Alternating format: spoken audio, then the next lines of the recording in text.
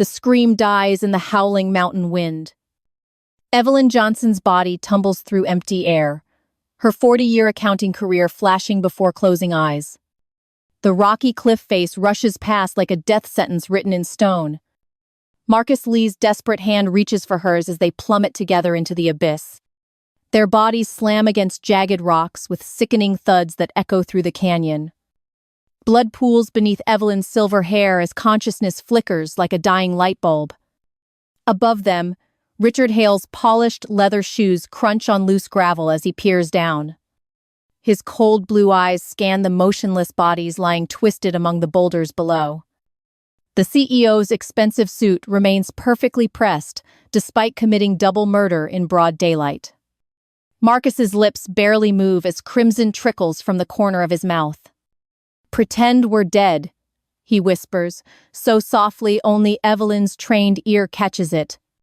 Every fiber in her broken body screams to move, to breathe, to live. But 58 years of discipline kick in as she forces her chest still. Richard's voice carries down from the cliff like a death knell from heaven. "Such a tragic accident during our team-building retreat," he calls to his accomplice. Evelyn's heart pounds so hard she's certain Richard can hear it echoing. The metallic taste of blood fills her mouth as gravel cuts into her cheek. Marcus's warm hand finds hers beneath their twisted bodies, offering silent strength through shared terror. Minutes stretch into eternity as Richard's footsteps finally fade into mountain silence. Only then does Evelyn dare to draw the smallest breath of pine-scented air. Her mind races back to 3 hours earlier in Richard's corner office. The mahogany desk gleamed under fluorescent lights as she presented the damning financial evidence. $12 million in fraudulent wire transfers, Richard, she had said with unwavering conviction. Her perfectly organized spreadsheets laid out his money laundering scheme in devastating detail. Richard's face had shifted from charming boss to something dark and dangerous. "You're going to help me clean this up, Evelyn," he had demanded coldly. The threat in his voice made her blood run cold even then. "I won't be part of this corruption," she had replied, clutching her briefcase. His laugh was like ice cracking under pressure as he leaned back smugly. "Then you've made a very poor choice for someone so close to retirement." Now, lying broken at the bottom of a Colorado cliff, those words burn. The 30-year veteran accountant had built her reputation on integrity and precision. She had worked overtime for decades, missing family dinners to balance corporate books. Her daughter Sarah's graduation, her mother's funeral, countless birthdays sacrificed for this company. Also, this monster could steal millions while she stayed late auditing accounts. The betrayal cuts deeper than the rocks slicing through her Navy business suit. Marcus stirs slightly beside her, his breathing shallow but steady against her shoulder. This brilliant young man had trusted her mentorship, following her ethical lead faithfully. Now they both lay dying because she refused to compromise her principles. The mountain air grows colder as afternoon shadows lengthen across their broken bodies. Evelyn's fingers slowly trace the outline of her cell phone in her torn jacket. No signal bars flicker on the cracked screen deep in this remote canyon. Richard had chosen this location perfectly for his murderous team-building charade. "We need to move," Marcus whispers through gritted teeth, his voice barely audible. Pain shoots through Evelyn's ribs as she tests her arms for serious breaks. Her left ankle throbs with each heartbeat, probably fractured but still functional. "Can you walk?" she asks, her accountant's mind already calculating their survival odds. Marcus nods weakly as they slowly untangle their limbs from the rocky debris. Every movement sends lightning bolts of agony through their battered bodies. But something burns brighter than pain in Evelyn's chest. Pure, focused rage. This man had thrown away their lives like bad quarterly reports. He thought 2 expendable employees would disappear without consequence in these mountains. Richard Hale had underestimated the wrong woman on the wrong day entirely. Evelyn Johnson had spent 40 years turning numbers into stories of truth. She had uncovered embezzlement schemes, exposed fraudulent contracts, and protected honest investors. Her analytical mind was already piecing together the evidence trail he left. Bank routing numbers, offshore accounts, digital timestamps, all stored in her memory. "He thinks we're dead," she says, helping Marcus to his unsteady feet. "Good," Marcus replies, wincing as they lean against each other for support. "Dead women tell no tales," Evelyn whispers, her voice hardening like cooling steel. But this dead woman knows exactly where Richard hides his dirty money. The wind carries their labored breathing away as they begin climbing toward freedom. Each step up the treacherous slope is a promise of justice delayed. Richard's expensive shoes had left clear prints in the soft mountain soil. His arrogance would become the evidence that destroys his criminal empire completely. Evelyn's briefcase had survived the fall, its contents scattered but recoverable. Those financial documents would resurrect from this grave to bury him alive. The setting sun paints the canyon walls blood red as they climb higher. Two broken survivors ascending from their own funeral, carrying the seeds of revenge. Richard Hale thinks he has silenced them forever in this remote wilderness. He has no idea he just created his most dangerous enemies imaginable. The cliff that was meant to be their grave will become his downfall. And Evelyn Johnson, presumed dead chief accountant, will make sure of that. The fluorescent lights hummed overhead as Evelyn Johnson arrived at work that morning. Her sensible black pumps clicked against marble floors in the towering Manhattan office building. 40 years of dedication had earned her the corner office on the 32nd floor. The brass nameplate read Chief Accountant in bold letters that commanded immediate respect. Her desk held 3 framed photos, gathering dust from years of overtime dedication. The first showed her late husband James on their wedding day, smiling bright. The second captured her daughter Sarah's high school graduation, both women standing stiffly apart. The third was empty now, Sarah having demanded its removal during their last fight. "You've always loved your work more than me," Sarah had screamed through angry tears. Those words still echoed in Evelyn's mind during her lonely morning coffee ritual. She had missed Sarah's soccer games, piano recitals, and countless mother-daughter moments. All for this company that now felt more like home than her empty apartment. The irony cut deep as she opened her computer to begin another day. Marcus Lee knocked softly on her door, carrying his usual stack of reports. At 38, he was the most talented analyst she had ever mentored. His brilliant mind could spot financial irregularities faster than any software program available. "Good morning, Miss Johnson," he said with the respect that warmed her heart. Unlike Sarah, Marcus valued her wisdom and sought her guidance on complex matters. He had become the son she never had, filling the void left behind. "What do we have today, Marcus?" she asked, adjusting her reading glasses. His expression darkened as he placed the files on her organized desk. "Something strange in the international wire transfer logs," he said quietly. Evelyn's trained eyes scanned the columns of numbers with laser-sharp focus. $12 million had moved through offshore accounts in suspicious patterns over months. The transactions were buried deep within legitimate corporate financial operations and reports. But her 40 years of experience could smell fraud like smoke from fire. Each transfer bore digital signatures that led directly back to one source. Richard Hale's executive authorization codes appeared on every single fraudulent transaction documented. "This can't be right," she whispered, her hands trembling slightly with shock. Marcus leaned closer, his voice dropping to a conspiratorial whisper for safety. "I've triple-checked everything, Miss Johnson. The evidence is absolutely solid." Richard Hale was stealing millions, while employees faced layoffs and pension cuts. The same man who preached corporate values was robbing his own company. Evelyn's moral compass had never wavered in 4 decades of honest work. She had built her reputation on integrity that could never be compromised. "We have to report this immediately," she said, reaching for her phone. Marcus grabbed her wrist gently, his eyes filled with genuine fear and concern. "Miss Johnson, he's the CEO. He owns half the board of directors. The weight of corporate politics crashed down on her shoulders like concrete. Richard controlled paychecks, promotions, and the futures of hundreds of honest employees. He can destroy you, Marcus continued, his voice heavy with protective worry. Evelyn had seen whistleblowers disappear from the industry without a trace before. Their careers ended mysteriously, their reputations destroyed by powerful corporate legal teams. But sleeping at night meant more than keeping her comfortable executive salary. Some things matter more than job security, Marcus, she said with conviction.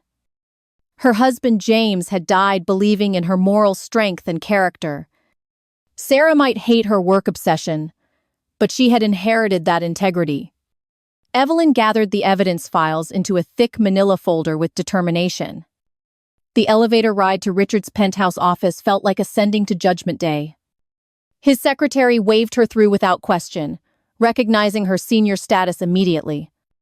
Richard's corner office commanded breathtaking views of the Manhattan skyline beyond glass. The man himself sat behind a mahogany desk worth more than most salaries. At 55, he possessed the kind of charm that opened doors effortlessly.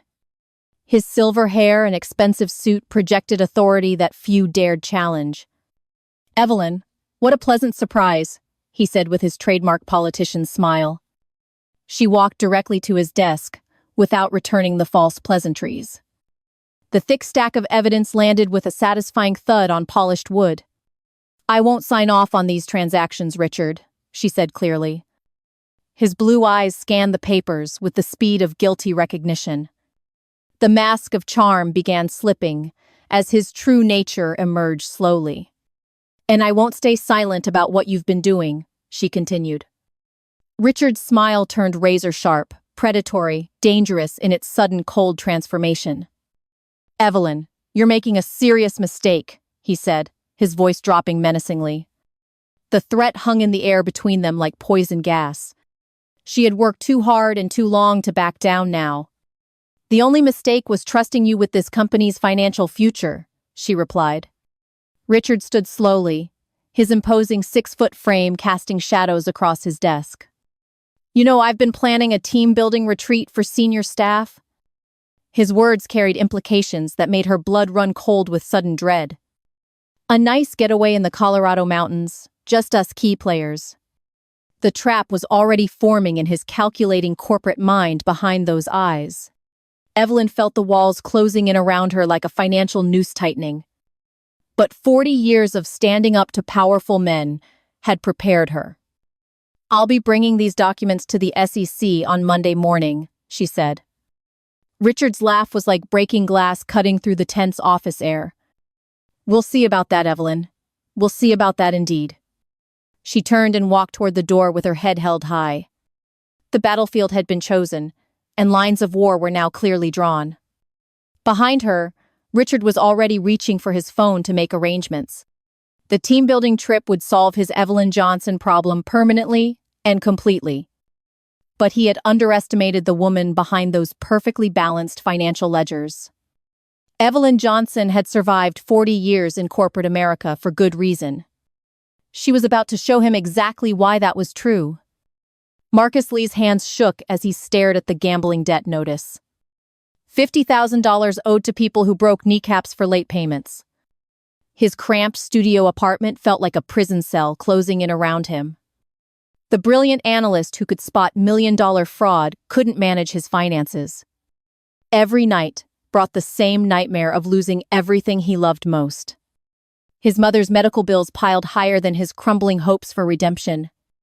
Cancer treatments cost more than his analyst's salary could ever possibly cover. Richard Hale had discovered his weakness 3 months ago during a routine audit. "Gambling problems, Marcus?" Richard had asked with that predatory corporate smile. The CEO's offer came wrapped in silk but felt like razor wire. "I can make your debt disappear," Richard had whispered behind closed doors. All Marcus had to do was bury certain transactions in complex reports. A few altered numbers here, some misfiled documents there, nothing too obvious. Just temporary adjustments, Richard had promised with his politician's charm and grace. But Marcus knew temporary had become permanent in Richard's criminal enterprise completely. The golden handcuffs tightened around his wrists with every fraudulent signature required. His soul felt heavier each morning as he walked into the office. Evelyn Johnson's stern gaze made him feel naked and exposed under scrutiny. She could smell dishonesty like smoke from fire in financial documents. Their first confrontation happened over coffee in the break room that Tuesday. "Your reports have been sloppy lately, Marcus," she said with disappointed authority. He avoided her eyes, knowing she could read guilt like spreadsheet data. "Just tired, Miss Johnson," he mumbled into his lukewarm coffee cup. But Evelyn's 40 years of experience had taught her to read people. She recognized the haunted look of someone drowning in corporate quicksand slowly. "Walk with me," she commanded, her voice leaving no room for argument. They stood by the floor-to-ceiling windows overlooking the bustling city streets below. "I've seen that look before, Marcus," she said with unexpected gentleness. Her tone softened from supervisor to surrogate mother in one heartbeat. "Whatever Richard has over you, it's not worth your integrity or soul." Marcus felt tears threatening to spill from his tired, bloodshot eyes. "You don't understand, Miss Johnson," he whispered with desperate, breaking voice. "My mother is dying, and I owe money to dangerous people."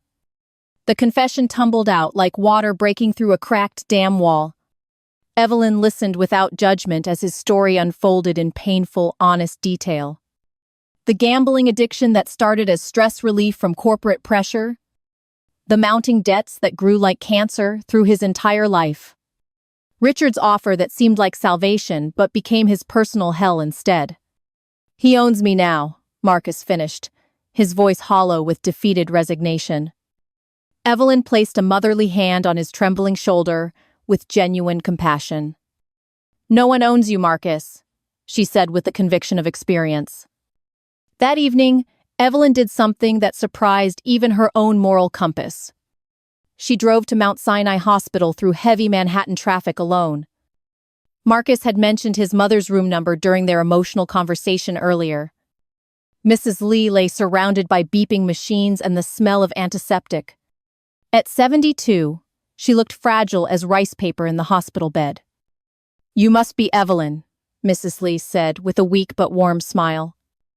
Marcus talks about his mentor all the time with such respect. Evelyn felt her heart crack open at the woman's genuine pride. "He's a good man who lost his way temporarily," Evelyn replied honestly. When Marcus arrived for his nightly visit, he froze in shocked surprise. His stern supervisor sat holding his dying mother's wrinkled hand gently. "Miss Johnson?"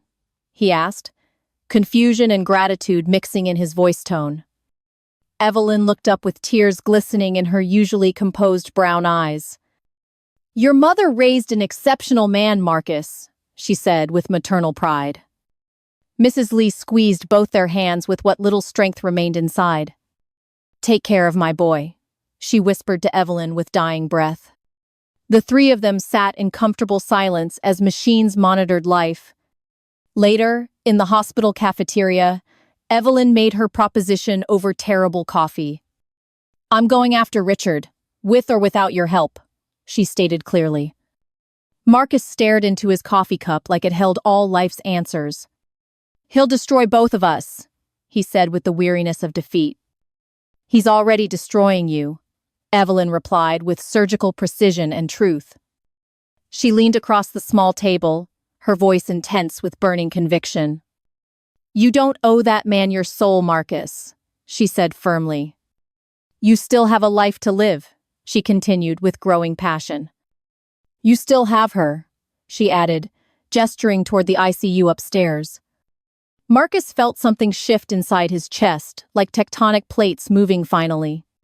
For months, he had felt like a puppet dancing to Richard's tune. But Evelyn's words awakened the man he used to be before corruption. "What do you need from me?" he asked, his voice strengthening with resolve. Evelyn smiled for the first time in weeks, seeing redemption in action. "Just the truth, Marcus," she said with quiet, powerful determination building. Help me gather evidence of everything Richard has been doing wrong. Marcus nodded slowly, feeling chains of guilt beginning to break and shatter. My mother didn't raise me to be a criminal, he said clearly. Then let's make sure she's proud of who you become, Evelyn replied. They shook hands across the cafeteria table like conspirators planning righteous war. A reluctant ally had been born from the ashes of corporate corruption. Richard Hale had unknowingly created his own worst enemy in Marcus Lee. The hunter was about to become the hunted in this deadly game. And Evelyn Johnson had found her perfect partner for the coming battle ahead. The email arrived on Friday afternoon with Richard's signature corporate charm attached. Executive team building, retreat Colorado Mountains mandatory attendance, required immediately. Evelyn stared at her computer screen with growing unease in her chest. The timing felt suspicious, coming just days after their confrontation in his office. Marcus appeared in her doorway, with the same email displayed on screen. "Did you get the retreat invitation too?" he asked with nervous energy. His gambling debt crisis had taught him to recognize dangerous corporate traps. "Something about this doesn't feel right," Evelyn replied, her instincts screaming warnings. But refusing would signal fear and weakness to Richard's calculating mind completely. The company van arrived at dawn with Richard behind the wheel personally. His expensive suit had been replaced with outdoor gear and hiking boots. "Ready for some fresh mountain air, team?" he asked with forced enthusiasm. Evelyn noticed the other executives were conspicuously absent from the trip entirely. "Where's the rest of the management team?" Marcus asked with growing suspicion. Richard's smile never wavered as he started the engine with smooth precision.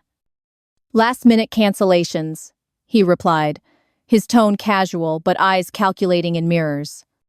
The 3-hour drive wound through increasingly remote Colorado mountain roads ahead. Cell phone towers disappeared as they climbed higher into wilderness territory completely. Richard's playlist filled the van with classic rock that couldn't mask tension. Evelyn watched his eyes in the rearview mirror, studying their every expression. Those cold blue eyes held the predatory focus of a hunting wolf. Marcus sat rigidly beside her, his hands clenched into worried fists unconsciously. "Beautiful country out here," Richard commented as forests grew thicker around them. "So isolated," he added with emphasis, that made Evelyn's blood chill completely. "Perfect for getting away from the noise of corporate life entirely." The mountain lodge appeared as the sun began its afternoon descent westward. A rustic cabin surrounded by towering pines and absolute wilderness, silence everywhere. No other cars, no other guests, no witnesses to whatever Richard planned. "Just us three," Richard announced as he parked beside the empty structure. The isolation felt suffocating as they unloaded their overnight bags from the van. Evelyn's briefcase contained copies of the fraudulent transaction evidence she had discovered. Insurance, she told herself, though it felt more like a death warrant. Richard insisted on cooking dinner himself over the stone fireplace inside the cabin. The flames cast dancing shadows across his face like a horror movie villain. "Nothing like a good fire to bring people together," he said ominously. Marcus helped carry firewood, his nervous energy obvious to anyone paying close attention. The whiskey came out as darkness fell completely over the mountain landscape. Richard poured generous glasses, while regaling them with corporate war stories enthusiastically. "You know what I hate most in business?" he asked rhetorically. His voice carried the weight of personal vendetta as alcohol loosened tongues. "Traitors," he spat, the word hitting like a physical blow to listening. "People who bite the hand that feeds them so generously over the years." Evelyn's glass trembled slightly in her suddenly unsteady hand as fear crept in. Marcus shot her a worried glance across the flickering firelight between them. "Traitors always think they're doing something noble," Richard continued with growing intensity. "But they're just digging their own graves with their self-righteous moral superiority." The firelight made his face look demonic in the shifting orange glow. His politician's charm had completely disappeared, revealing something monstrous underneath the surface. "The mountains have a way of swallowing problems permanently," he said quietly. "Accidents happen all the time in wilderness areas like this one." Evelyn's survival instincts kicked into high alert as danger signals screamed warnings. Marcus cleared his throat nervously, trying to break the menacing atmosphere building. "Maybe we should call it a night," he suggested with forced casualness. Richard's laugh was like breaking glass cutting through the mountain air coldly. "Oh, but the night is just getting started," he replied with sinister glee. He stood up from his chair with predatory grace and dangerous purpose. "I want to show you both something special," he announced with false enthusiasm. "There's a spectacular view from the cliff edge about half a mile away." Evelyn's heart began racing as pieces of his plan crystallized in her mind. "In the dark?" she asked, trying to keep her voice steady somehow. "The moon is full tonight," Richard replied, his tone eerily calm now. "Perfect lighting for what I have in mind for our team exercise."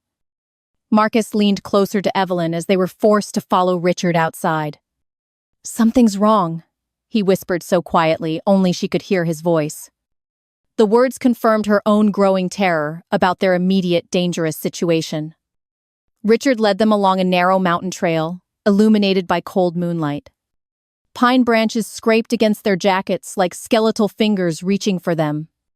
The sound of their footsteps echoed strangely in the thin mountain air. "Just a little further," Richard called back with false cheerfulness that chilled. Evelyn could hear the distant sound of wind howling through the canyon. The cliff edge was approaching, whether they wanted to face it or not. Marcus grabbed her hand as they walked, offering silent support and strength. His palm was sweaty with the same fear that gripped her heart. "Team-building exercises are so important for corporate unity," Richard said mockingly. "Sometimes you have to eliminate the weak links to strengthen the chain."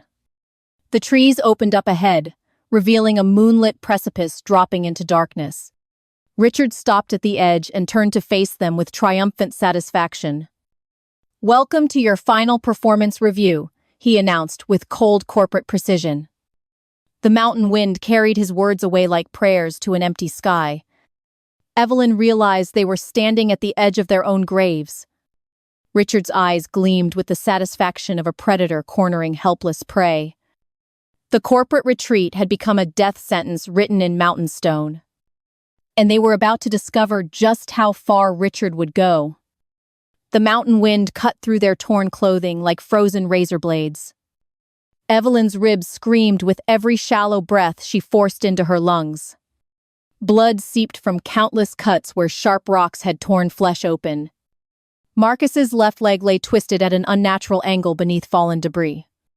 "Can you move?" she whispered, through chattering teeth and pure determination. "My leg," he gasped, his face pale with shock and overwhelming pain.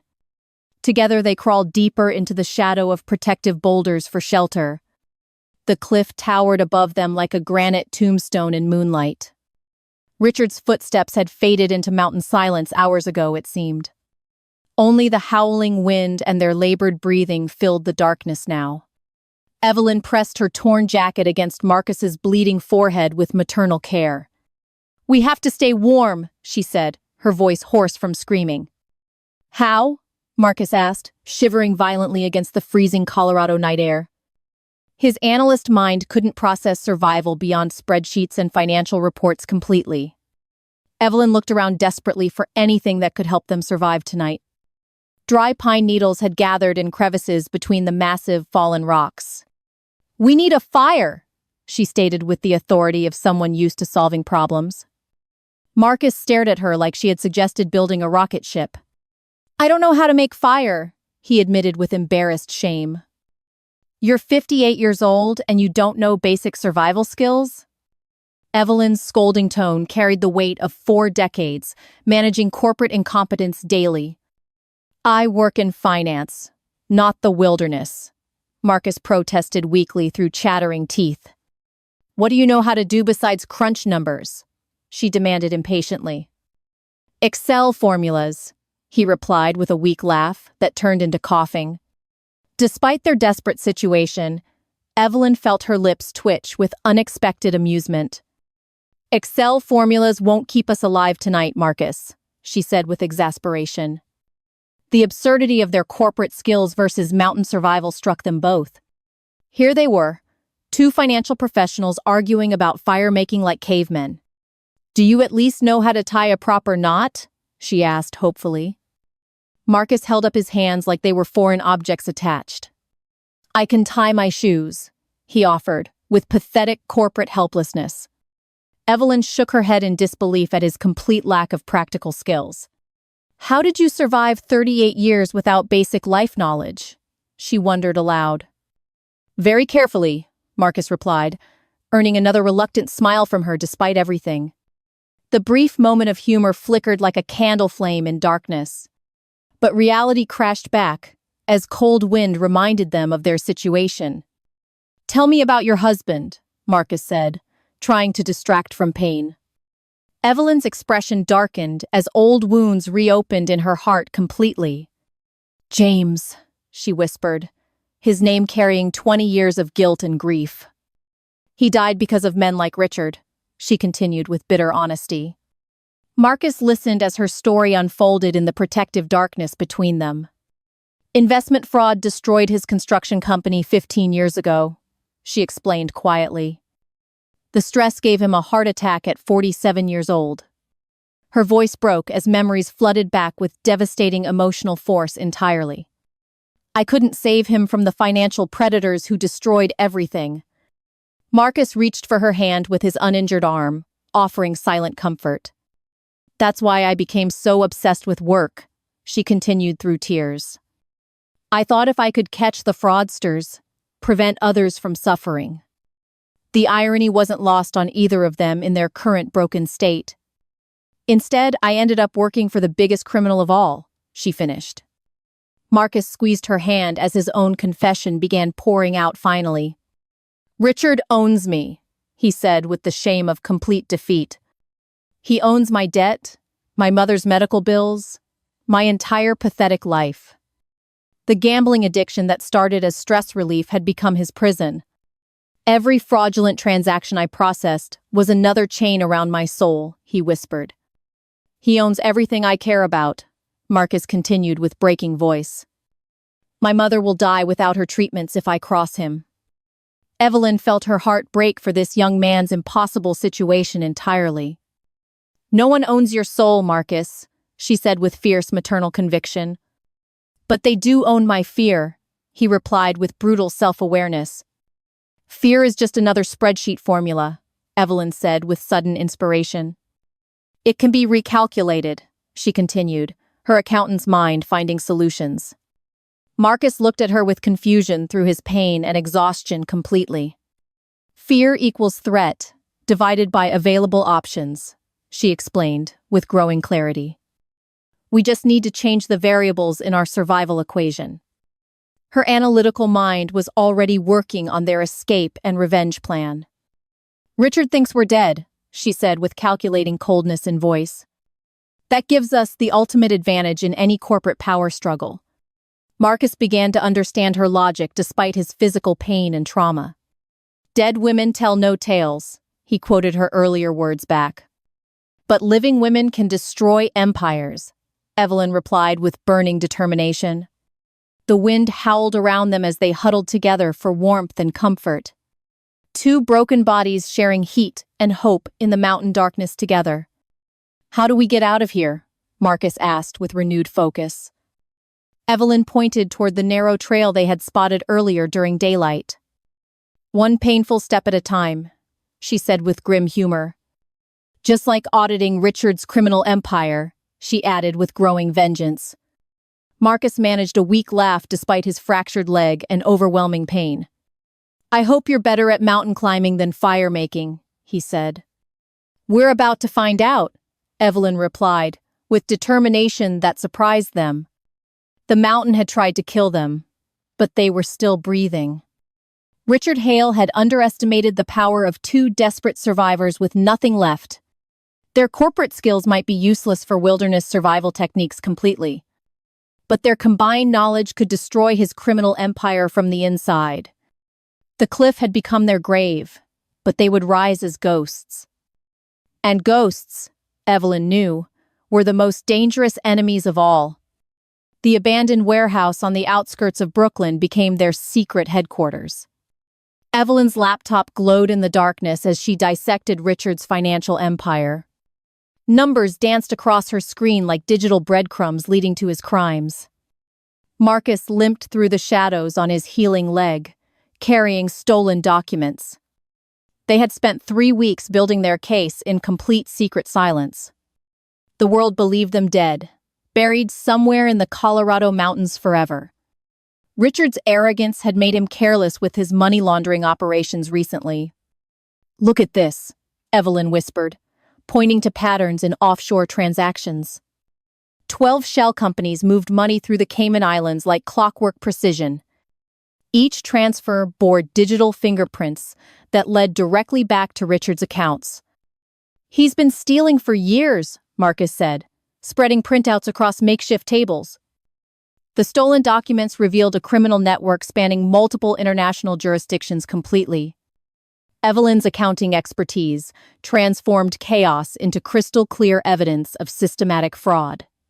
"Here's his mistake," she said, highlighting a series of timestamps on screen. Richard had authorized transfers during board meetings when he claimed unavailable status. The digital trail contradicted his alibis with mathematical precision that courts loved. "We have him," Marcus breathed, seeing their revenge taking definitive shape finally. But Evelyn's expression remained grim, despite their investigative breakthrough and growing evidence. "Having evidence and staying alive are 2 different problems," she warned seriously. Richard's paranoia had been growing as days passed without their bodies surfacing. Local news reported the missing executives from the securities firm's search efforts. But no bodies meant questions that made Richard increasingly nervous and suspicious. "He's starting to wonder," Marcus observed, reading news reports on his phone. The official story blamed their disappearance on a hiking accident gone wrong. But Richard knew the truth about what happened on that cliff edge. If they survived the fall, they posed an existential threat to everything. His survival instincts were kicking in as doubt crept into his criminal mind. The black sedan appeared outside Evelyn's apartment building that Tuesday evening late. She noticed it parked across the street while gathering mail from boxes. The same car followed her to the grocery store an hour later. Professional surveillance meant Richard suspected they were still alive and dangerous somewhere. "We need to move faster," she told Marcus during their warehouse meeting. "He knows," Marcus agreed, checking security cameras he had installed around perimeters. That night, Evelyn worked alone in the downtown parking garage beneath offices. Her bruised ribs still ached from the fall as she climbed stairs. The fluorescent lights cast eerie shadows between concrete pillars and parked cars. Her footsteps echoed in the empty underground space like distant thunder rolling. The black sedan sat in the corner, engine running, headlights dark and waiting. Evelyn's survival instincts screamed warnings as she approached her small car. The sedan's engine roared to life with predatory mechanical hunger for violence. Headlights blazed like twin suns as it accelerated directly toward her position. Time slowed as death approached at 40 miles per hour through concrete. Marcus appeared from behind a pillar and tackled her towards safety desperately. They rolled between parked cars as the sedan crashed into concrete walls. Metal screamed against stone as the impact echoed through the parking structure. The driver reversed quickly and sped toward the exit without identification possible. "You okay?" Marcus asked, helping her stand on shaking legs carefully. Evelyn brushed concrete dust from her coat with trembling but determined hands. "He wants me afraid," she said, her voice steady despite the assassination attempt. "Intimidation is just another corporate strategy," she continued with growing fire inside.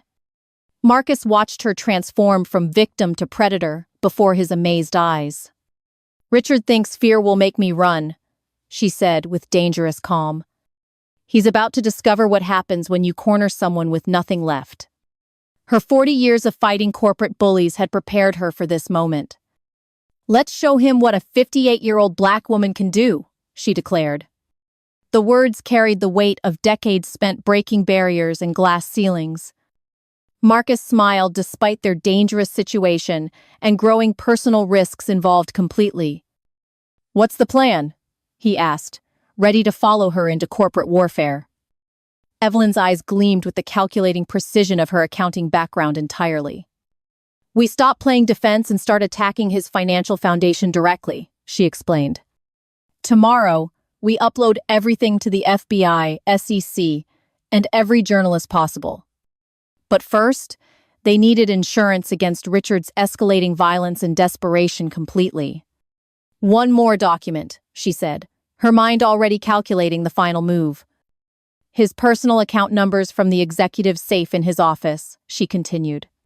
Marcus understood immediately what she was asking him to risk for justice. Breaking into his office is suicide, he protested with genuine concern. "Not breaking in," Evelyn corrected with a predatory smile forming slowly. "Walking in," she continued, pulling out her executive access card still valid. "We're officially dead, remember?" she said with dark humor and irony. "No one will question ghosts visiting their old office late at night." The plan was audacious, dangerous, and perfectly suited to their phantom status. Richard had killed them, but dead employees still had building access privileges. "When?"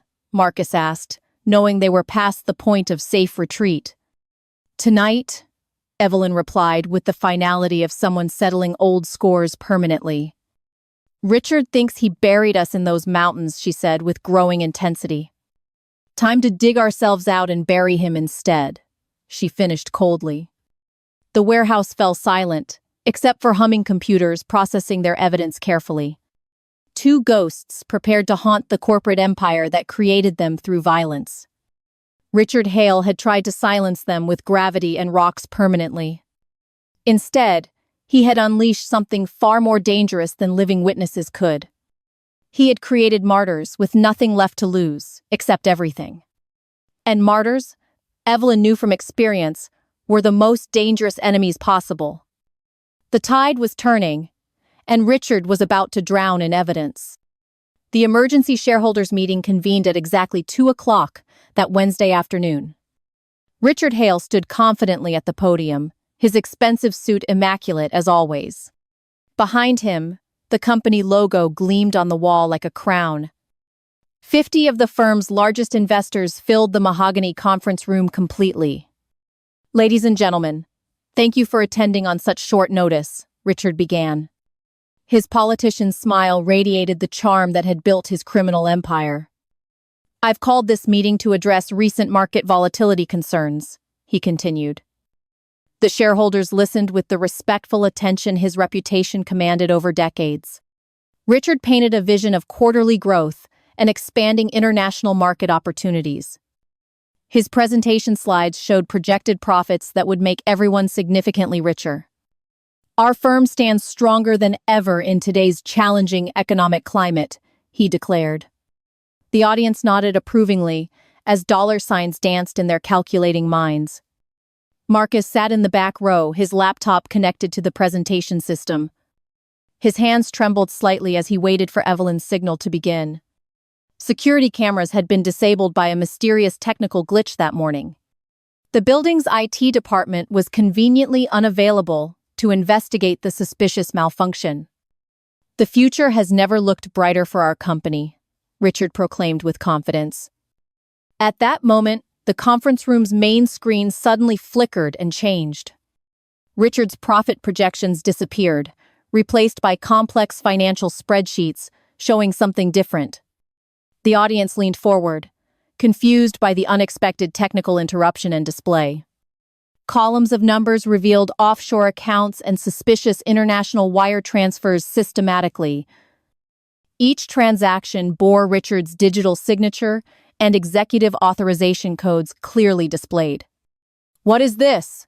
Richard demanded, his composure cracking as panic set in. The spreadsheets were followed by bank statements from 12 different shell companies. Evelyn's voice suddenly boomed through the conference room's audio system with authority. "The truth cannot be buried, Richard." Her words echoed off mahogany walls. Gasps rippled through the audience as they recognized their supposedly dead accountant. "You tried to silence me in the Colorado mountains," Evelyn continued with steel. Richard's face turned pale as he realized his worst nightmare was unfolding. "But numbers don't lie, even when their creators do," her voice proclaimed. The presentation continued with devastating precision through years of documented financial crimes systematically. $12 million in stolen funds traced through a labyrinth of accounts. Money laundering operations spanning 3 countries with Richard's fingerprints on everything clearly. "Ladies and gentlemen, you've been investing in a criminal enterprise," Evelyn announced. The shareholders erupted in confused shouts and angry demands for immediate explanations. Richard grabbed the microphone with desperate fury as his empire crumbled around him. "This is fabricated evidence from a disgruntled former employee," he shouted frantically. "Evelyn Johnson died in a hiking accident 3 weeks ago," he insisted. But the evidence kept flowing across the screen with mathematical precision. Digital timestamps proved Richard had authorized transfers during board meetings when unavailable. His alibis crumbled under the weight of irrefutable electronic documentation and proof. "You're watching a ghost story," Evelyn's voice continued with dark humor. "The ghost of corporate integrity that Richard thought he murdered," she added. Marcus triggered the final revelation that would destroy Richard's last desperate defense. Personal bank account statements appeared, showing Richard's offshore wealth accumulation over years. Millions of stolen dollars sitting in accounts bearing his name and signature. "Stop this immediately," Richard screamed, lunging toward the projection equipment desperately. Security guards moved to restrain him as chaos erupted throughout the conference room.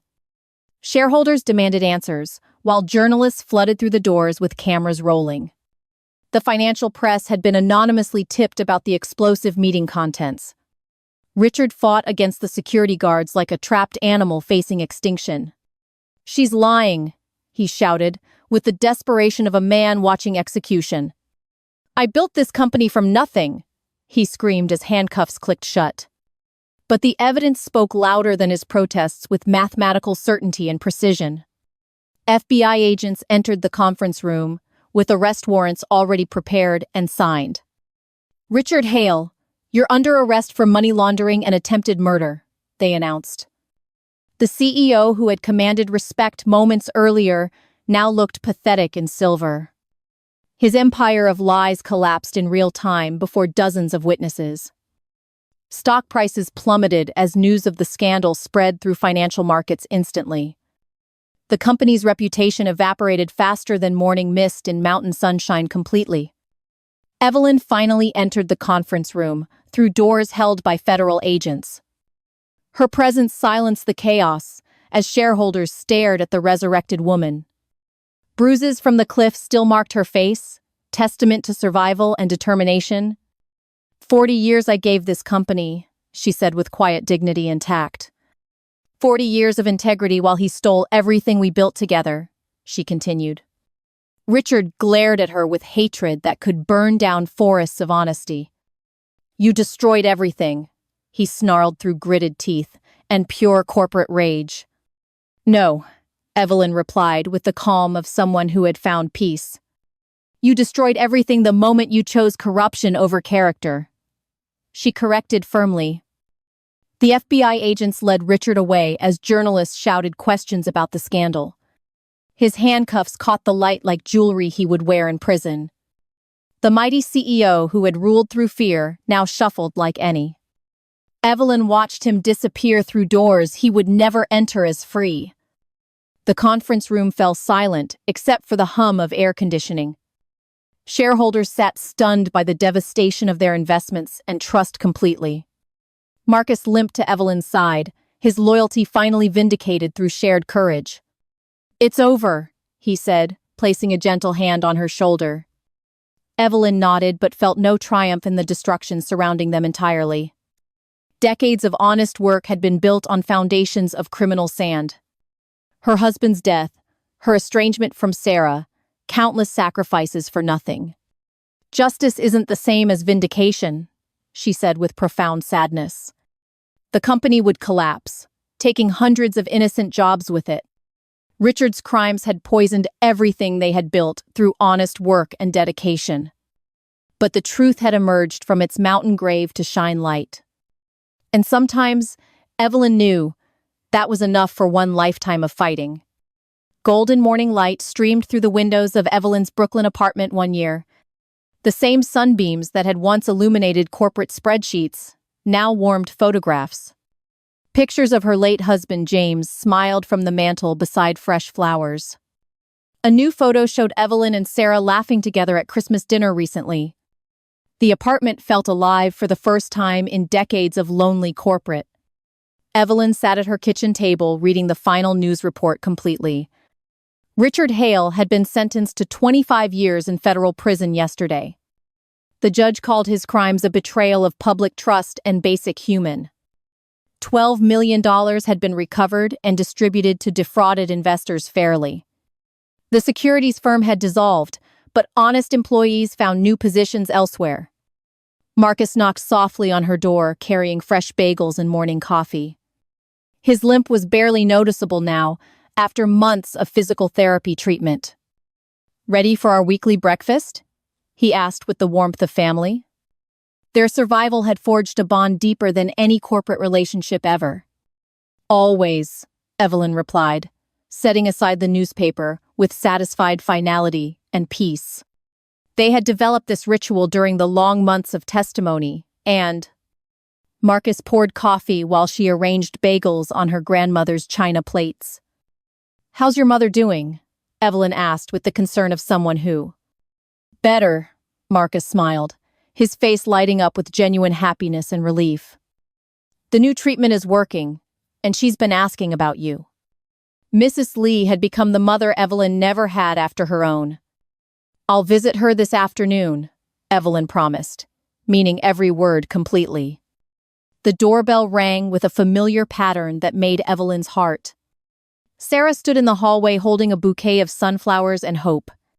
At 35, she looked more like her mother than ever before.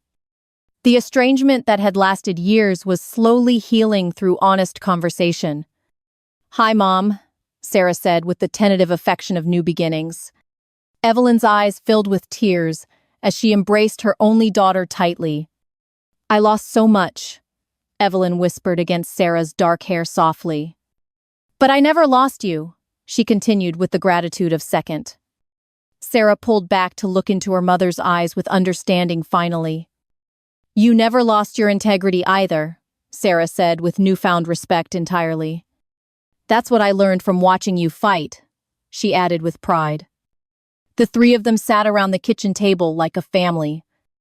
Marcus had become the brother Sarah never had through shared trauma and... "Tell me about the nonprofit again," Evelyn asked, her eyes sparkling interest. Marcus had founded an organization helping corporate whistleblowers navigate legal challenges safely. His gambling addiction was in recovery through therapy and honest work. "We've helped 12 people expose fraud this year," he said with satisfaction. "Mostly accountants and analysts who discovered what we did," he continued proudly. Evelyn felt her heart swell with pride at his transformation from victim. "Your mother would be so proud," she said with maternal affection. "She already is," Marcus replied, his voice thick with emotion and gratitude. After breakfast, the three of them walked toward the Brooklyn Bridge together. The morning air carried the promise of spring and new possibilities. Pedestrians moved past them with the energy of a city awakening. "I start my new job next week," Sarah announced with excitement. She had decided to become a financial crimes investigator with the... "Following in your mother's footsteps," Marcus observed with approval and admiration.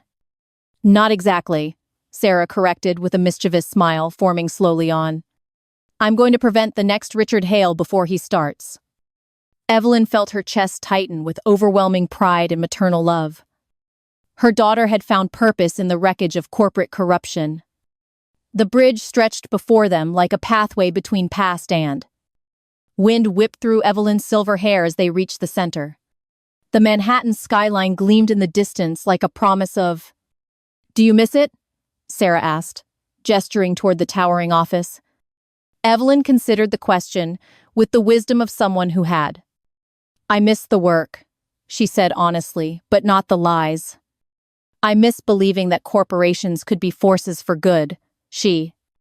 Now I know that good people make corporations honest, she corrected. Marcus leaned against the bridge railing, his face peaceful for the... "We did something important," he said with quiet conviction and strength. "We proved that truth is stronger than power," he added with. Evelyn smiled as wind carried away the last remnants of corporate.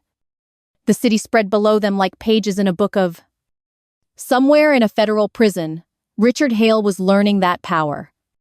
But here on the bridge, 3 survivors celebrated the victory of... "Justice isn't just a word," Evelyn whispered to herself with. "It's a life I fought for," she continued with the satisfaction. "It's a legacy I'm leaving," she finished with maternal pride. Sarah took her mother's hand as they watched boats navigate the... Marcus stood beside them like a son who had found his. The morning sun climbed higher, burning away shadows that had haunted. Evelyn Johnson had spent 40 years building someone else's empire of... But in one moment of moral courage, she had reclaimed her. The cliff that was meant to silence her had instead amplified. Her voice now echoed in courtrooms and corporate boardrooms across. Whistleblowers called her office seeking guidance and support in there. Students studied her case in business ethics classes at universities. The woman who had once been invisible in corporate America had. Her story proved that integrity was stronger than intimidation or... As they walked back toward Brooklyn, Evelyn felt something Peace settled over her like a warm coat on a... The future stretched ahead with possibilities she had never imagined. Sarah would fight the next generation of corporate criminals with. Marcus would help other victims find their voices and Evelyn would continue mentoring those brave enough to speak. The mountains of Colorado had tried to bury her forever. Instead, they had planted seeds of justice that would grow. Richard Hale had underestimated the power of a woman with. But the world would never make that mistake again. Some stories end with revenge, but the best ones end. Evelyn Johnson's story was just beginning its most important chapter.